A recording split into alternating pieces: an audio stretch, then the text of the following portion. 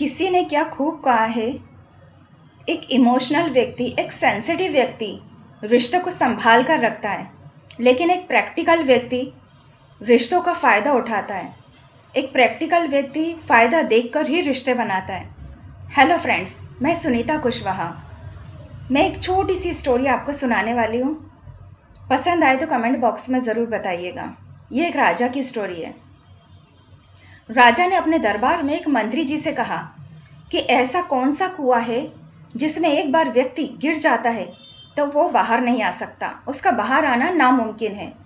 मंत्री जी ने बहुत सोचा, अपने दिमाग पर बहुत जोर दिया, उसे कुछ समझ में नहीं आया।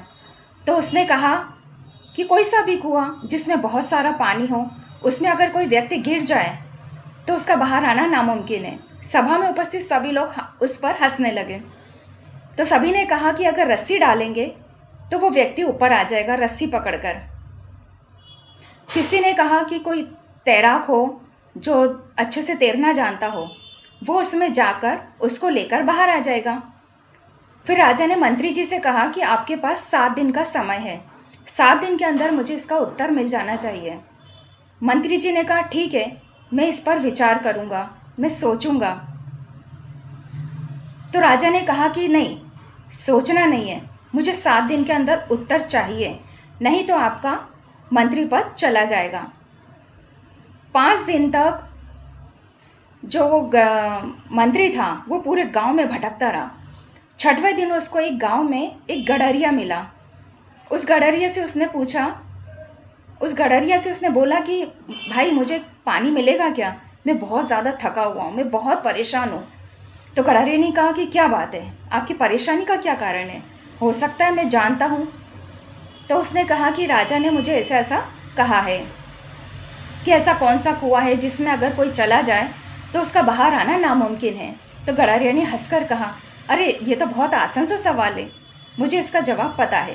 तो गडरिया ने कहा, अरे वाह, आपको पता है तो बताइए। तो गडरिया ने कहा, अरे नहीं नहीं, ऐसे नहीं बताऊंगा, पहले आपको मेरी भेड़ों का दूध पीना पड़ेगा। गडरिया ने कहा ठीक है, मुझे तो सवाल का जवाब चाहिए। तो उसने कहा ठीक है, मैं पी लूँगा। तो उसने कटोरा भर के उसको दूध दिया। जैसे ही वो उसको पीने लगा तो गडरिया ने कहा नहीं नहीं, मेरी एक शर्त है, ऐसे नहीं पीने दूंगा। तो उसने कहा ठीक है, बताइए क्या शर्त है। तो गडरिया ने कहा कि आपको मेरा झूठा दूध पीना पड़ेगा। तो गडरिया को गुस्सा आया, लेकिन फिर भी उसने ठंडे दिमाग से कहा ठीक है, मैं पी लूँगा आपका झूठा दूध। उसने झूठा दूध करके उसको दे दिया। लेकिन जैसे ही उसको पीने लगा तो फिर गडरिया ने कहा कि मेरी एक और आखिरी शर्त है कि ये जो कंकाल पड़ा हुआ है इसकी खोपड़ी में दूध डालकर मैं आपको दूंगा, तब आप इसको पीना। गडारी और मंत्री जी को बहुत तेज गुस्सा आया, लेकिन फिर भी वो गुस्सा पी गया। उसने कहा ठीक है, मैं पी लूँगा। जैसे उसने खोपड़ी में दूध डालकर उसको दिया और वो पीने लगा तो गडारिया ने कहा कि अरे अभी तक आप नहीं समझे, आपको आपके सवाल का जवाब मिल गया, यही तो है इसका जवाब। तो मंत्री जी ने कहा कि क्या।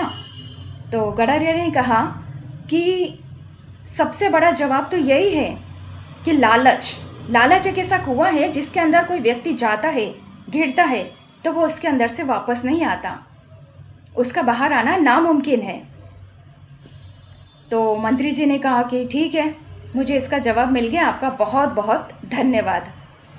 ऐसे हमारा जीवन है कि हमें कभी भी लालच नहीं करना चाहिए, किसी भी चीज़ का लालच नहीं करना चाहिए, चाहे वो कोई भी विकार हो। विकारों का लालच सबसे ज़्यादा बुरा होता है। वो विकार कोई से भी हो सकते हैं, काम, क्रोध, मोह, लोभ, कुछ भी हो सकता है। हमें अपने जीवन को बैलेंस बना कर रखना चाहिए, साइकिल की तरह। साइकिल का अगर एक पहिया भी निकल जाए तो हमारी पूरी ज़िंदगी का बैलेंस बिगड़ जाता है। तो कैसी लगी आपको मेरी ये स्टोरी, कमेंट बॉक्स में ज़रूर बताइएगा। Thank you so much for listening me carefully. तो मिलते हैं अगली स्टोरी में, तब तक के लिए धन्यवाद, नमस्कार, जय श्री राम।